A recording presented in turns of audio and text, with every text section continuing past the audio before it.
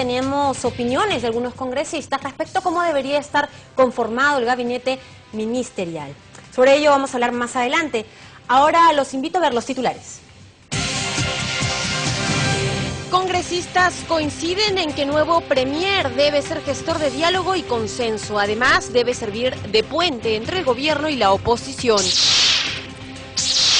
Vocero nacionalista Josué Gutiérrez sostuvo que dentro del gabinete Jara hay buenos elementos a ser considerados para el próximo equipo ministerial. Jefa de la Sutran anunció que pondrá su cargo a disposición del nuevo ministro de Transportes a raíz de los últimos accidentes ocurridos en Guarmey y Puquio. Comisión de Transportes volvió a citar al alcalde Luis Castañeda Alosio para que explique recientes medidas implementadas en el transporte público. Frontis del Congreso se iluminará de azul desde esta noche y durante todo abril en conmemoración por el Día Mundial del Autismo que se celebra hoy.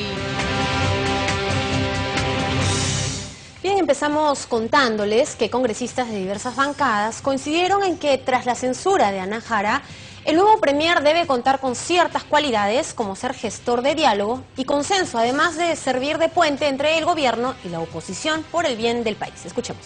Todos coinciden en lo mismo. El nuevo jefe del gabinete del Consejo de Ministros debe ser político independiente y con capacidad de diálogo para buscar consensos en bien del país. Se requiere una persona con mucho criterio, con mucho carácter, con mucha preparación y que origine el seguimiento, el respeto de todas las colectividades. No alguien confrontacional, no tanto alguien netamente partidario, sino más un independiente que origine calmar las aguas y llevar la fiesta en paz. Eso es potestad del presidente.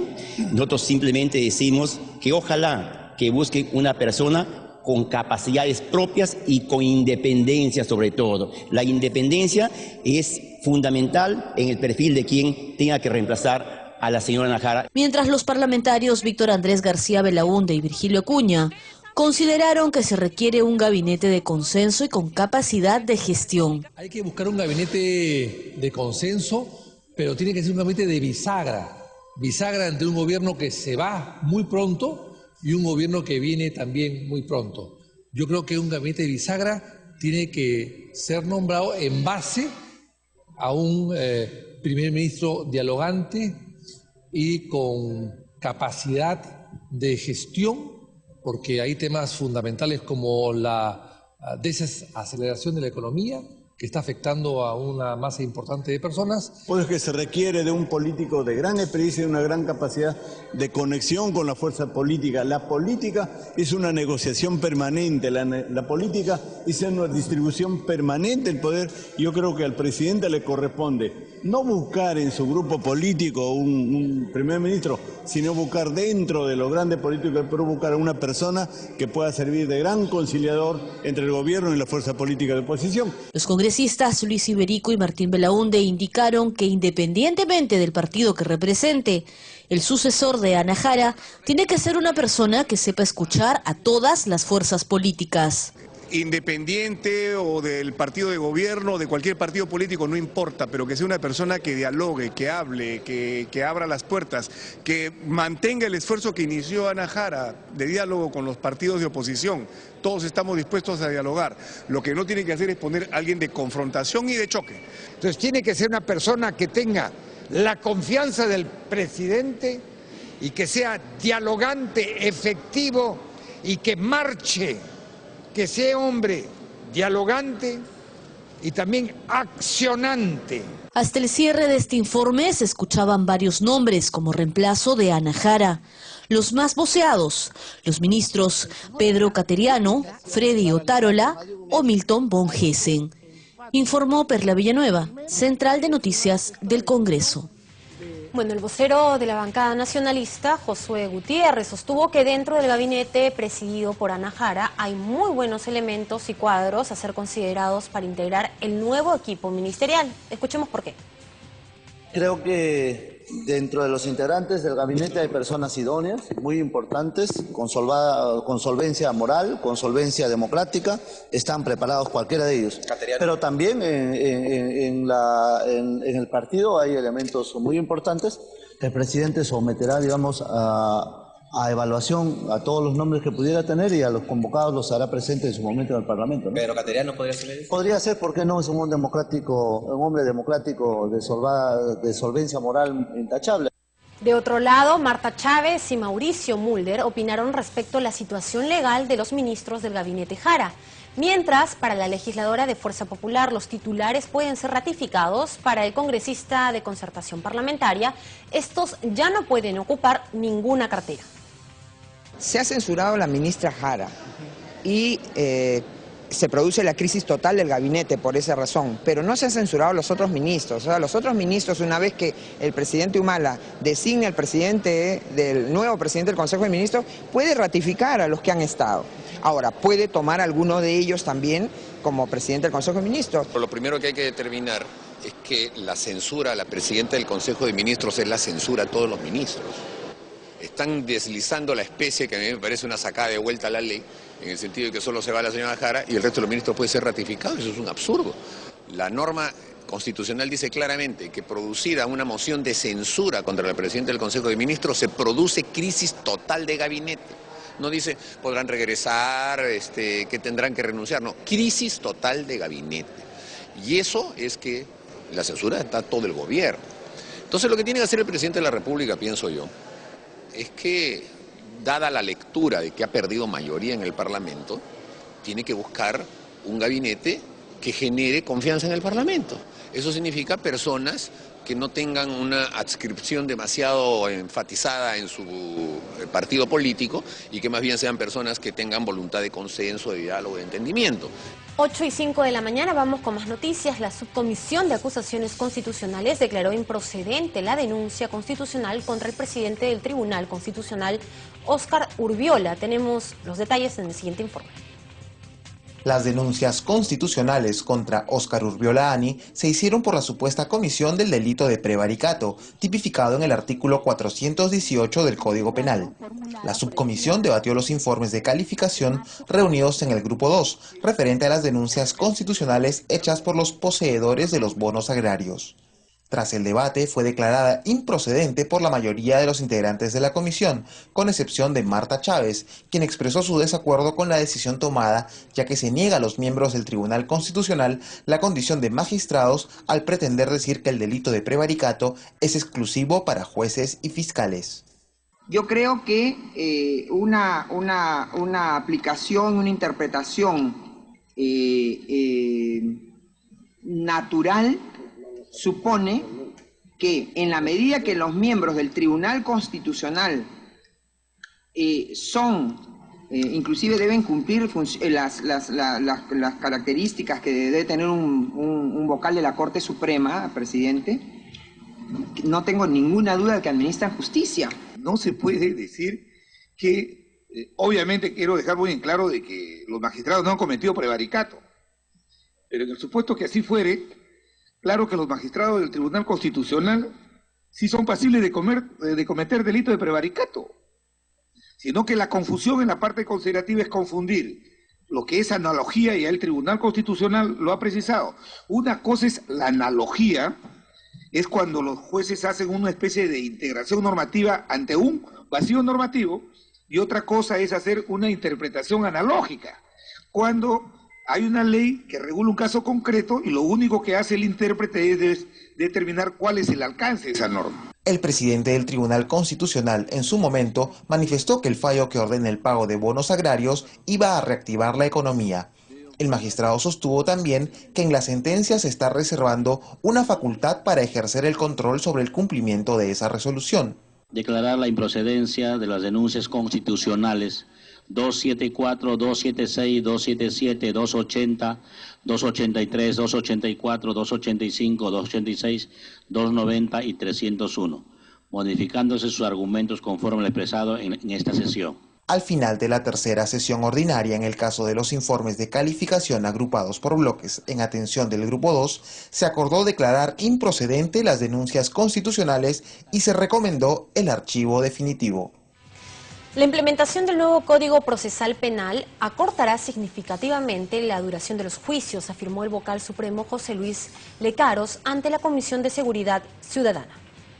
Al 2016 se calcula que el tiempo promedio de un proceso va a reducirse en 20% y al 2018 en un 40%. Con el Código de Procedimientos Penales, que lamentablemente todavía está vigente en Lima, ¿no?, que es el distrito judicial más grande, Lima y Limas Este, Sur, Norte y demás, y Callao, un proceso ordinario antiguo con Código Procesal Penal duraba 28 meses.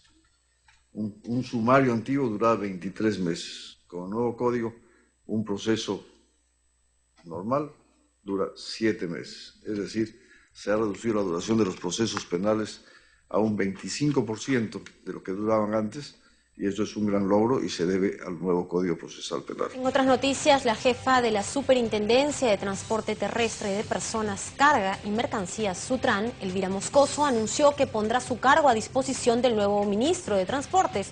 Fue ante los cuestionamientos de algunos parlamentarios por los accidentes ocurridos en Guarmey y Puquio.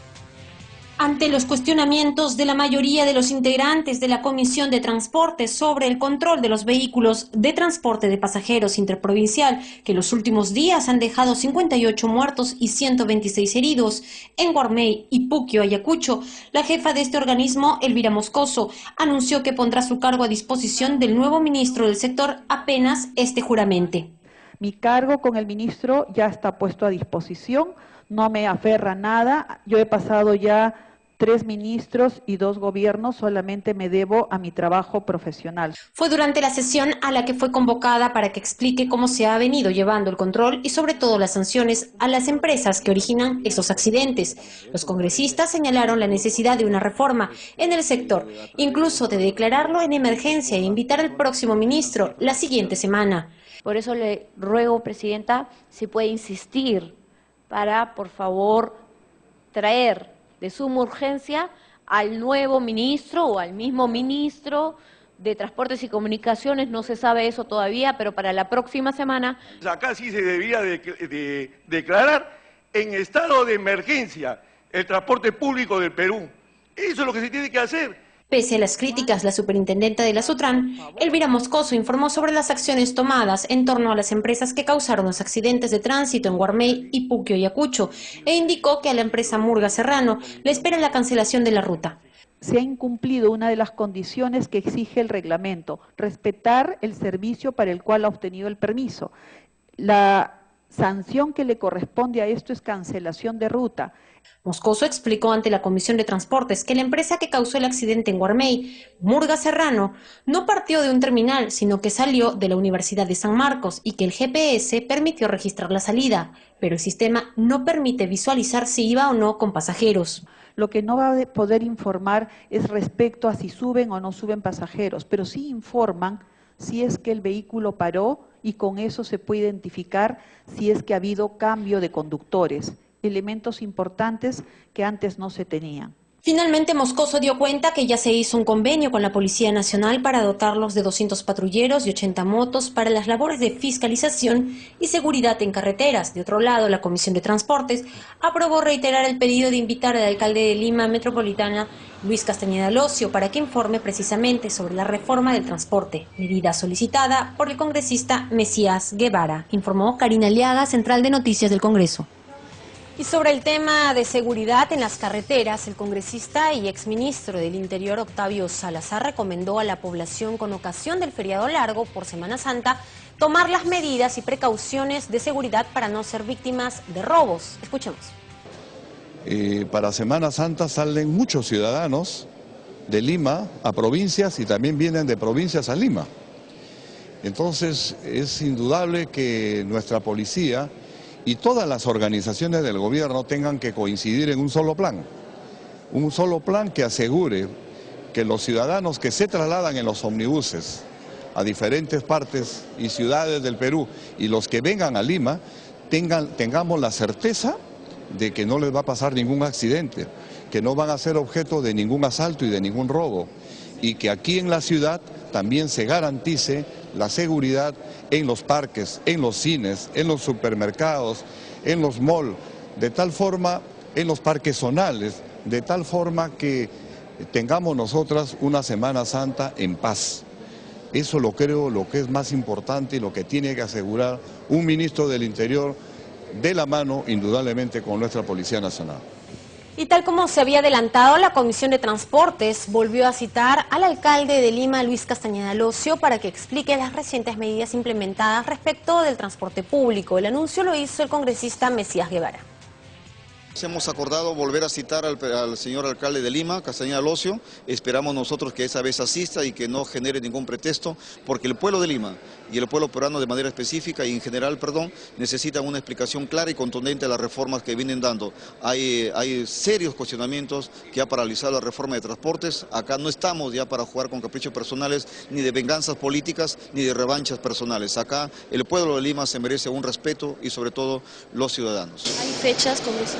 Se va a coordinar a través de la Secretaría Técnica para que ya planteen y concerten la fecha que debe venir el señor Castañeda Locio, y esperamos que venga y que no delegue a sus regidores como lo ha hecho sin justificación alguna la semana antepasada. ¿Qué día dejó de circular el corredor azul? Dejó de circular el corredor azul, ahora van a venir las denuncias y aquí los grandes perjudicados no solamente somos los ciudadanos de Lima, sino aquellos, las arcas, porque podríamos entrar en denuncias y luego pedir reparaciones civiles. Representantes de los organismos reguladores y de la empresa Electrosur Este informaron sobre la calidad y el reordenamiento tarifario del servicio de agua y electricidad en Tacna, Arequipa y Andahuaylas. Fue en la sesión de la Comisión de Defensa del Consumidor. Ante los reclamos de usuarios de servicios públicos que derivan en conflictos sociales, la Comisión de Defensa del Consumidor exhortó a los representantes de los organismos reguladores a verificar el cumplimiento de las medidas correctivas para evitar cobros indebidos y aumento de tarifas injustificadas, como sucedió en Tacna, Arequipa y Andahuaylas. Con relación al tema de financiamiento, habría que preguntarse si es que hay otra forma, ¿no? Porque claro, finalmente, todas las inversiones terminamos pagándolas los usuarios, absolutamente todas. La pregunta es ¿cómo? ¿En qué momento? ¿No? O sea, ¿por adelantado lo pagamos? ¿O es que las empresas tendrían que ver formas de financiamiento con garantía de las tarifas? Entonces, de tal manera que los usuarios paguemos contra resultados, es decir, se están haciendo las obras, se está invirtiendo, entonces vamos, digamos, pagando esto a partir de la tarifa, pero no al revés, ¿no? El gerente general de la empresa Electrosur Este, Freddy González de la Vega, reiteró sus disculpas a la población de Andahuaylas al reconocer algunos errores cometidos, por lo que dispuso la reorganización de la empresa en la ciudad afectada, a fin de que se brinde un servicio debidamente regulado. Agregó que se suspendieron los cortes de suministro por deuda hasta llegar a un acuerdo. Se identificó y focalizó errores en el proceso de facturación y la toma de lecturas en 506 casos, que corresponden a localidades de San Jerónimo, Talavera, que representa un grado de error del 9% con respecto a este universo de 5.600 clientes. A su turno, Fernando Momijada, superintendente nacional de servicios de saneamiento SUNAS, reconoció que había desorden en el cobro del servicio de agua, ya que un pequeño negocio que funciona en un ambiente de domicilio particular sufre incrementos hasta de un 120% en la tarifa, como sucede en los centros comerciales. Consideró que se debe establecer una tarifa diferenciada para evitar confusiones. Un restaurante o un hotel podía estar muy cercano a lo que pagaba si consumía más de 30 metros cúbicos un doméstico, ¿no? La diferencia entre un doméstico que consumía más de 30 metros cúbicos y un comercial 2 era prácticamente de 60 céntimos, ¿no? Es decir, no había mucha diferencia entre el comercial 2 y el doméstico, ¿no? Con lo cual era nuevamente una distorsión que tenía que ser corregida, ¿no? Jesús Tamayo, presidente del organismo supervisor de la inversión en energía y minas Sostinermin, informó que se han adoptado las medidas necesarias para normalizar el abastecimiento de gas licuado de petróleo en el mercado local, pese al oleaje en el litoral peruano, los huaicos y la interrupción de carreteras. El alto comisionado de la Oficina Nacional de Diálogo y Sostenibilidad de la Presidencia del Consejo de Ministros, Julio Rojas Julca, informó que el próximo 6 de abril deberá entregarse la base de datos de usuarios afectados por sobrefacturación y daños en sus equipos electrodomésticos. Informó Elsa Iturriaga, Central de Noticias del Congreso. Sumándose a la campaña mundial por el Día del Autismo, el frontis del Palacio Legislativo se iluminará de azul desde esta noche y durante todo el mes de abril en conmemoración de esta importante fecha que se celebra hoy. Veamos los detalles. Como cada año, en el marco del Día Mundial de la Concienciación y Sensibilización Social por el Autismo, que se celebra el 2 de abril, el Congreso de la República estará presente y se sumará a esta campaña, iluminando de azul el frontis del Palacio Legislativo como una señal del Parlamento en su compromiso de poner en relieve la necesidad de ayudar a mejorar las condiciones de vida de los niños y adultos que sufren ese trastorno. En este contexto, el Parlamento, bajo la presidencia de la congresista Ana María Solórzano, ha organizado diversas actividades, entre las que destaca una exposición de pintura denominada Soy como tú 2015, que se inaugurará el próximo miércoles 1 de abril a las 6 de la tarde en la Sala Luna Pizarro. Asimismo, en un acto que será encabezado por la titular del Poder Legislativo, el frontis del Parlamento será escenario de la ceremonia de lanzamiento de cientos de globos azules al cielo, acción que se denomina Un deseo por el autismo.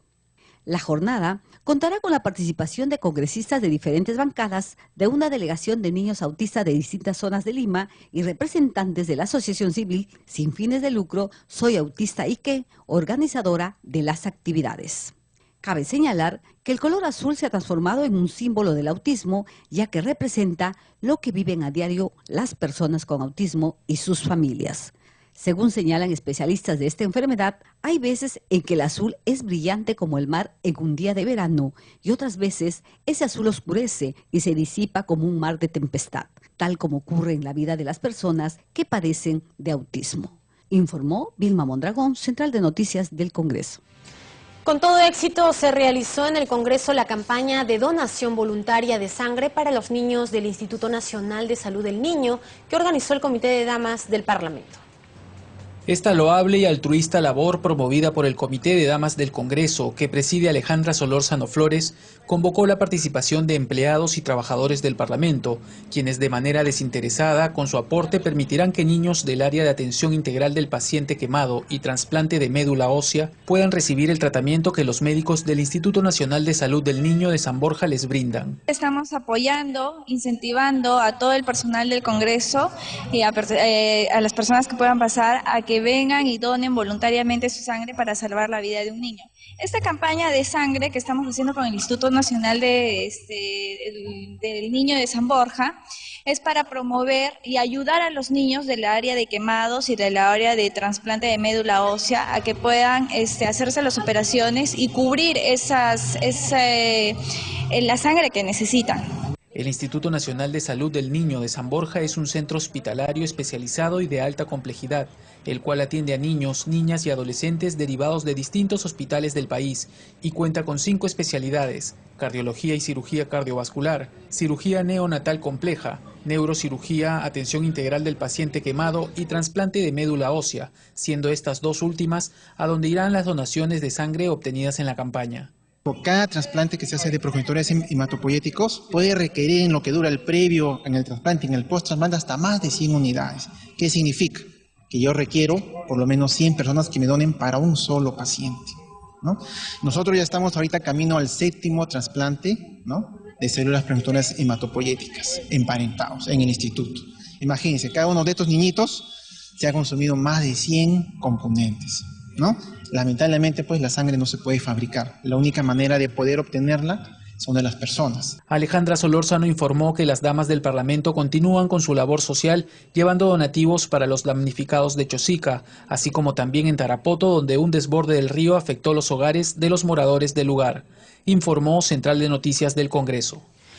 A propósito de la Semana Santa, unos 40.000 visitantes llegarán a la Reserva Paisajística Nor Yauyos Cochas entre los departamentos de Lima y Junín. La congresista Doris Oceda y autoridades municipales informaron también sobre la belleza turística de esa zona. Veamos. Es uno de los destinos más visitados durante las celebraciones por Semana Santa, no solo por sus bellos paisajes, sino también por las costumbres, tradiciones y rica gastronomía. Así es la Reserva Paisajística Nor Yauyos, ubicada en la cuenca alta y media del río Cañete y en la cuenca del río Cochas Pachacayo, entre los departamentos de Lima y Junín. En ese sentido, la congresista Doris Oceda organizó una conferencia de prensa para anunciar que esperan superar los más de 40.000 visitantes que llegaron el año pasado por estas fechas. Si ustedes conocen, van a quedar maravillados de estos recursos de flora y fauna, recursos hídricos que cuenta esta zona, esta reserva natural paisajística Nor Yauyos Coches. En una alianza estratégica, Congreso Ejecutivo y Población, se busca promocionar el turismo en esta zona, que tiene 221.288 hectáreas. El secretario general del Servicio Nacional de Áreas Naturales Protegidas por el Estado, Rodolfo Valcárcel, indicó que se está logrando el perfecto equilibrio entre el turismo y conservación de la zona. Creemos que el turismo es una actividad económica que perfectamente resulta compatible con los fines de conservación. Y es una actividad en la que no solamente está, digamos, inmiscuido el Cernam, sino es una tarea de muchos sectores del Estado. Se informó que las cámaras de comercio de Lima y Junín trabajan en conjunto para ofrecer al turista comodidad, aventura, hospitalidad, así como seguridad. De otro lado, el alcalde de la provincia de Yauyos, ubicada en la región Lima, Diomedes Dionisio, pidió lograr la constitución de la mancomunidad Cañete-Yauyos para alcanzar un mejor desarrollo de la zona. Por ende, tenemos ya información, queramos a aniversario de nuestra reserva a mayo, ya tener la mancomunidad de la Reserva Paisajística Nor Yauyos, la mancomunidad municipal, el mismo que tiene el único objetivo con la finalidad de que justamente esta mancomunidad pueda ser delegada en la función de turismo, básicamente. Finalmente, el presidente del Consejo Directivo del Patronato Reserva Paisajística Nor Yauyos, Pedro Lerner Rizo Patrón, indicó que el organismo al que representa viene trazando una estrategia ecoturística que tiene por finalidad lograr la conservación responsable. La oportunidad que el turismo representa para dinamizar la economía local será una realidad en la medida en que la visitación no degrade los recursos que la sustentan, es decir, los valores naturales y culturales. La reserva, creada en el año 2001, protege uno de los paisajes altoandinos más hermosos del Perú. El nacimiento del río Cañete forma numerosas cascadas y lagunas. Además, esta reserva alberga flora y fauna típica de los Andes, como el zorro andino, vicuñas, zambullidor, garzas y bosques de queñuales. Informó Karina Aliaga, Central de Noticias del Congreso. Hacemos la primera pausa en CNC Matinal. No se muevan, regresamos con las opiniones de los congresistas respecto a cómo debería estar conformado el nuevo gabinete ministerial. Volvemos.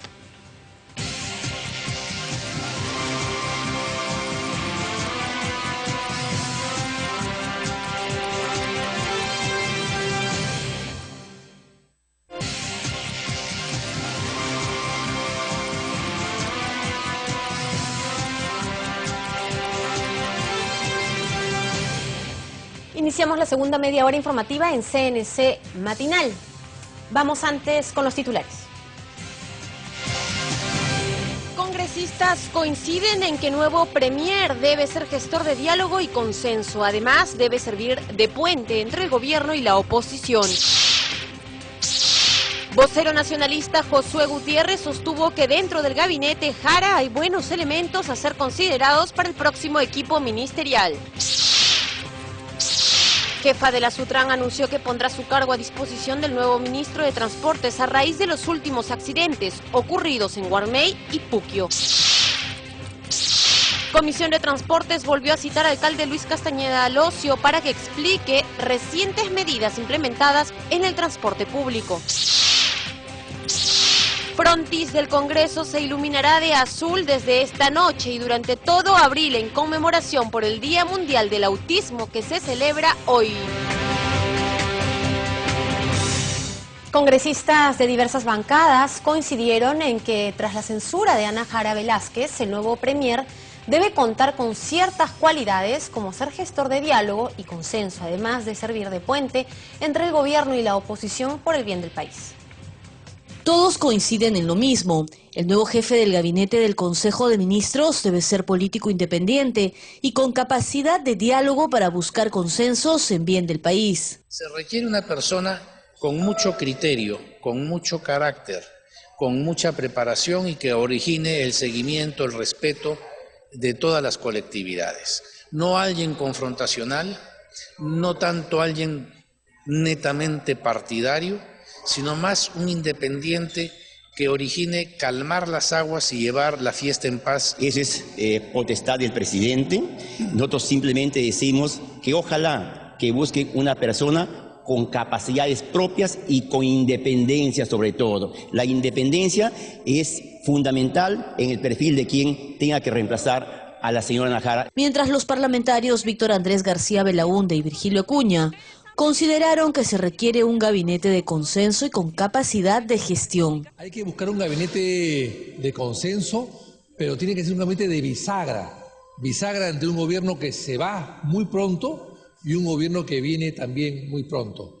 Yo creo que un gabinete de bisagra tiene que ser nombrado en base a un primer ministro dialogante y con capacidad de gestión, porque hay temas fundamentales como la desaceleración de la economía, que está afectando a una masa importante de personas. Pues que se requiere de un político de gran experiencia y una gran capacidad de conexión con la fuerza política. La política es una negociación permanente, la política es una distribución permanente del poder. Yo creo que al presidente le corresponde no buscar en su grupo político un primer ministro, sino buscar dentro de los grandes políticos del Perú, buscar a una persona que pueda servir de gran conciliador entre el gobierno y la fuerza política de oposición. Los congresistas Luis Iberico y Martín Belaúnde indicaron que independientemente del partido que represente, el sucesor de Ana Jara tiene que ser una persona que sepa escuchar a todas las fuerzas políticas.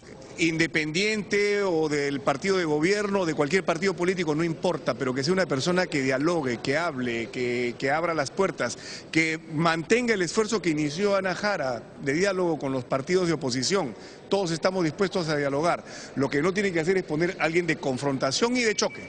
Entonces tiene que ser una persona que tenga la confianza del presidente y que sea dialogante, efectivo y que marche, que sea hombre dialogante y también accionante. Hasta el cierre de este informe se escuchaban varios nombres como reemplazo de Ana Jara. Los más voceados, los ministros Pedro Cateriano, Freddy Otárola o Milton von Gessen. Informó Perla Villanueva, Central de Noticias del Congreso. El vocero de la bancada nacionalista, Josué Gutiérrez, sostuvo que dentro del gabinete presidido por Ana Jara hay muy buenos elementos y cuadros a ser considerados para integrar el nuevo equipo ministerial. Veamos. Creo que dentro de los integrantes del gabinete hay personas idóneas, muy importantes, con solvencia moral, con solvencia democrática, están preparados cualquiera de ellos. Pero también en el partido hay elementos muy importantes. El presidente someterá, digamos, a evaluación a todos los nombres que pudiera tener y a los convocados los hará presente en su momento en el Parlamento, ¿no? ¿Pedro Cateriano podría ser eso? Podría ser, ¿por qué no? Es un hombre democrático de solvencia moral intachable. Y de otro lado, Marta Chávez y Mauricio Mulder opinaron respecto a la situación legal de los ministros del gabinete Jara, mientras para la legisladora de Fuerza Popular los titulares pueden ser ratificados. Para el congresista de Concertación Parlamentaria, estos ya no pueden ocupar ninguna cartera. Se ha censurado a la ministra Jara y se produce la crisis total del gabinete por esa razón, pero no se han censurado a los otros ministros. O sea, los otros ministros, una vez que el presidente Humala designe al presidente del nuevo presidente del Consejo de Ministros, puede ratificar a los que han estado. Ahora, puede tomar alguno de ellos también como presidente del Consejo de Ministros. Lo primero que hay que determinar es que la censura a la presidenta del Consejo de Ministros es la censura a todos los ministros. Están deslizando la especie, que a mí me parece una sacada de vuelta a la ley, en el sentido de que solo se va la señora Jara y el resto de los ministros puede ser ratificado. Eso es un absurdo. La norma constitucional dice claramente que producida una moción de censura contra la presidenta del Consejo de Ministros se produce crisis total de gabinete. No dice podrán regresar, que tendrán que renunciar, no, crisis total de gabinete. Y eso es que la censura está a todo el gobierno. Entonces lo que tiene que hacer el presidente de la República, pienso yo, es que, dada la lectura de que ha perdido mayoría en el Parlamento, tiene que buscar un gabinete que genere confianza en el Parlamento. Eso significa personas que no tengan una adscripción demasiado enfatizada en su partido político y que más bien sean personas que tengan voluntad de consenso, de diálogo, de entendimiento. La Subcomisión de Acusaciones Constitucionales declaró improcedente una denuncia contra el Tribunal Constitucional. Veamos la nota. Las denuncias constitucionales contra Óscar Urbiolaani se hicieron por la supuesta comisión del delito de prevaricato, tipificado en el artículo 418 del Código Penal. La subcomisión debatió los informes de calificación reunidos en el Grupo 2, referente a las denuncias constitucionales hechas por los poseedores de los bonos agrarios. Tras el debate, fue declarada improcedente por la mayoría de los integrantes de la comisión, con excepción de Marta Chávez, quien expresó su desacuerdo con la decisión tomada, ya que se niega a los miembros del Tribunal Constitucional la condición de magistrados al pretender decir que el delito de prevaricato es exclusivo para jueces y fiscales. Yo creo que una aplicación, una interpretación natural supone que en la medida que los miembros del Tribunal Constitucional inclusive deben cumplir las características que debe tener un vocal de la Corte Suprema, presidente, no tengo ninguna duda de que administran justicia. No se puede decir que, obviamente quiero dejar muy en claro de que los magistrados no han cometido prevaricato, pero en el supuesto que así fuere, claro que los magistrados del Tribunal Constitucional sí son pasibles de cometer delito de prevaricato, sino que la confusión en la parte considerativa es confundir lo que es analogía, y el Tribunal Constitucional lo ha precisado.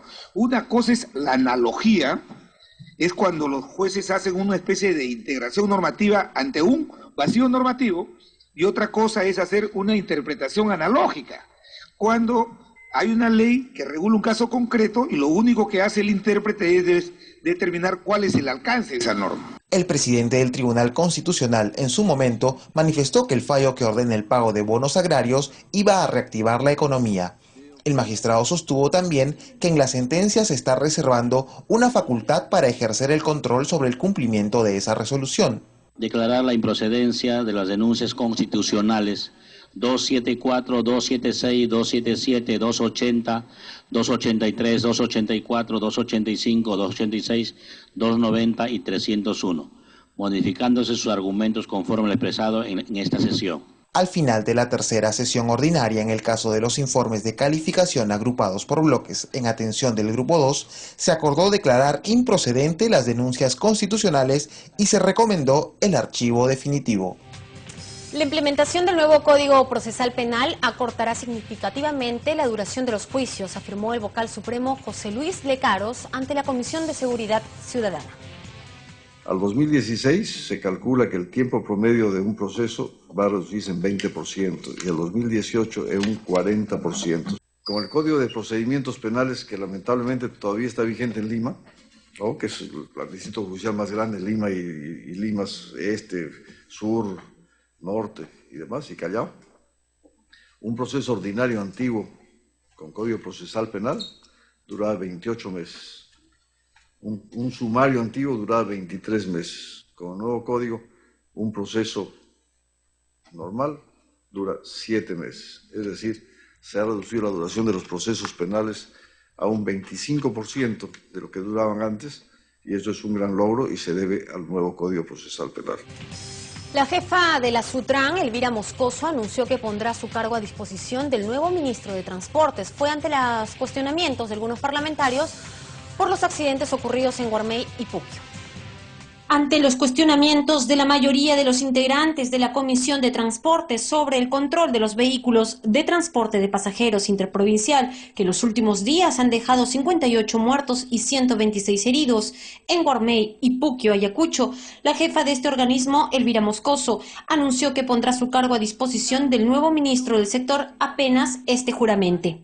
Mi cargo con el ministro ya está puesto a disposición, no me aferra a nada. Yo he pasado ya 3 ministros y 2 gobiernos, solamente me debo a mi trabajo profesional. Fue durante la sesión a la que fue convocada para que explique cómo se ha venido llevando el control y sobre todo las sanciones a las empresas que originan esos accidentes. Los congresistas señalaron la necesidad de una reforma en el sector, incluso de declararlo en emergencia e invitar al próximo ministro la siguiente semana. Por eso le ruego, Presidenta, si puede insistir para, por favor, traer de suma urgencia al nuevo ministro o al mismo ministro de Transportes y Comunicaciones, no se sabe eso todavía, pero para la próxima semana. Acá sí se debía de declarar en estado de emergencia el transporte público del Perú. Eso es lo que se tiene que hacer. Pese a las críticas, la superintendenta de la Sutran, Elvira Moscoso, informó sobre las acciones tomadas en torno a las empresas que causaron los accidentes de tránsito en Guarmey, Ipuquio y Ayacucho, e indicó que a la empresa Murga Serrano le espera la cancelación de la ruta. Se ha incumplido una de las condiciones que exige el reglamento, respetar el servicio para el cual ha obtenido el permiso.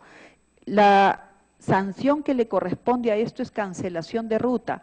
Moscoso explicó ante la Comisión de Transportes que la empresa que causó el accidente en Guarmey, Murga Serrano, no partió de un terminal, sino que salió de la Universidad de San Marcos y que el GPS permitió registrar la salida, pero el sistema no permite visualizar si iba o no con pasajeros. Lo que no va a poder informar es respecto a si suben o no suben pasajeros, pero sí informan si es que el vehículo paró y con eso se puede identificar si es que ha habido cambio de conductores, elementos importantes que antes no se tenían. Finalmente, Moscoso dio cuenta que ya se hizo un convenio con la Policía Nacional para dotarlos de 200 patrulleros y 80 motos para las labores de fiscalización y seguridad en carreteras. De otro lado, la Comisión de Transportes aprobó reiterar el pedido de invitar al alcalde de Lima Metropolitana, Luis Castañeda Locio, para que informe precisamente sobre la reforma del transporte, medida solicitada por el congresista Mesías Guevara, informó Karina Aliaga, Central de Noticias del Congreso. Y sobre el tema de seguridad en las carreteras, el congresista y exministro del Interior, Octavio Salazar, recomendó a la población con ocasión del feriado largo por Semana Santa tomar las medidas y precauciones de seguridad para no ser víctimas de robos. Para Semana Santa salen muchos ciudadanos de Lima a provincias y también vienen de provincias a Lima. Entonces es indudable que nuestra policía y todas las organizaciones del gobierno tengan que coincidir en un solo plan que asegure que los ciudadanos que se trasladan en los omnibuses a diferentes partes y ciudades del Perú y los que vengan a Lima tengamos la certeza de que no les va a pasar ningún accidente, que no van a ser objeto de ningún asalto y de ningún robo, y que aquí en la ciudad también se garantice la seguridad en los parques, en los cines, en los supermercados, en los malls, de tal forma, en los parques zonales, de tal forma que tengamos nosotras una Semana Santa en paz. Eso lo creo lo que es más importante y lo que tiene que asegurar un ministro del Interior de la mano, indudablemente, con nuestra Policía Nacional. Y tal como se había adelantado, la Comisión de Transportes volvió a citar al alcalde de Lima, Luis Castañeda Locio, para que explique las recientes medidas implementadas respecto del transporte público. El anuncio lo hizo el congresista Mesías Guevara.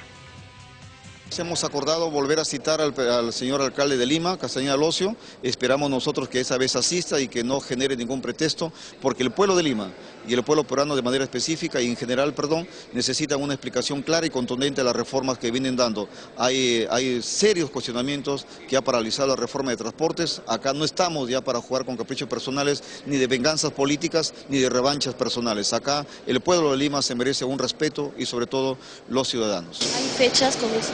Se va a coordinar a través de la Secretaría Técnica para que ya planteen y concerten la fecha que debe venir el señor Castañeda Locio, y esperamos que venga y que no delegue a sus regidores como lo ha hecho sin justificación alguna la semana antepasada. ¿Qué día dejó de circular el corredor azul? Dejó de circular el corredor azul, ahora van a venir las denuncias y aquí los grandes perjudicados no solamente somos los ciudadanos de Lima, sino aquellos, las arcas, porque podríamos entrar en denuncias y luego pedir reparaciones civiles.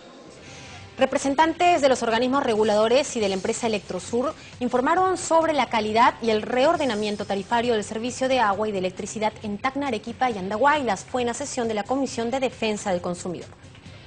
Ante los reclamos de usuarios de servicios públicos que derivan en conflictos sociales, la Comisión de Defensa del Consumidor exhortó a los representantes de los organismos reguladores a verificar el cumplimiento de las medidas correctivas para evitar cobros indebidos y aumento de tarifas injustificadas, como sucedió en Tacna, Arequipa y Andahuaylas. Con relación al tema de financiamiento, habría que preguntarse si es que hay otra forma, ¿no? Porque claro, finalmente, todas las inversiones terminamos pagándolas los usuarios, absolutamente todas. La pregunta es ¿cómo? ¿En qué momento? ¿No? O sea, ¿por adelantado lo pagamos? ¿O es que las empresas tendrían que ver formas de financiamiento con garantía de las tarifas? Entonces, de tal manera que los usuarios paguemos contra resultados, es decir, se están haciendo las obras, se está invirtiendo, entonces vamos, digamos, pagando esto a partir de la tarifa, pero no al revés, ¿no? El gerente general de la empresa Electrosureste, Freddy González de la Vega, reiteró sus disculpas a la población de Andahuaylas al reconocer algunos errores cometidos, por lo que dispuso la reorganización de la empresa en la ciudad afectada, a fin de que se brinde un servicio debidamente regulado. Agregó que se suspendieron los cortes de suministro por deuda hasta llegar a un acuerdo. Se identificó y focalizó errores en el proceso de facturación en la toma de lecturas en 506 casos, que corresponden a la localidad de San Jerónimo Talavera, que representa un grado de error del 9% con respecto a este universo de 5.600 clientes. A su turno, Fernando Momijada, Superintendente Nacional de Servicios de Saneamiento, SUNAS, reconoció que había desorden en el cobro del servicio de agua, ya que un pequeño negocio que funciona en un ambiente de domicilio particular sufre incrementos hasta de un 120% en la tarifa, como sucede en los centros comerciales. Consideró que se debe establecer una tarifa diferenciada para evitar confusiones. Un restaurante o un hotel podía estar muy cercano a lo que pagaba, si consumía más de 30 metros cúbicos, un doméstico, ¿no? La diferencia entre un doméstico que consumía más de 30 metros cúbicos y un comercial 2 era prácticamente de 60 céntimos, ¿no? Es decir, no había mucha diferencia entre el comercial 2 y el doméstico, ¿no? Con lo cual era nuevamente una distorsión que tenía que ser corregida, ¿no? Jesús Tamayo, presidente del organismo supervisor de la inversión en energía y minas Sostinermin, informó que se han adoptado las medidas necesarias para normalizar el abastecimiento de gas licuado de petróleo en el mercado local, pese al oleaje en el litoral peruano, los huaicos y la interrupción de carreteras. El alto comisionado de la Oficina Nacional de Diálogo y Sostenibilidad de la Presidencia del Consejo de Ministros, Julio Rojas Julca, informó que el próximo 6 de abril deberá entregarse la base de datos de usuarios afectados por sobrefacturación y daños en sus equipos electrodomésticos. Informó Elsa Iturriaga, Central de Noticias del Congreso. Gracias por acompañarnos. Con nosotros será hasta una próxima edición. Vamos con Susana Espinosa. Tiene información importante que contarnos. Adelante.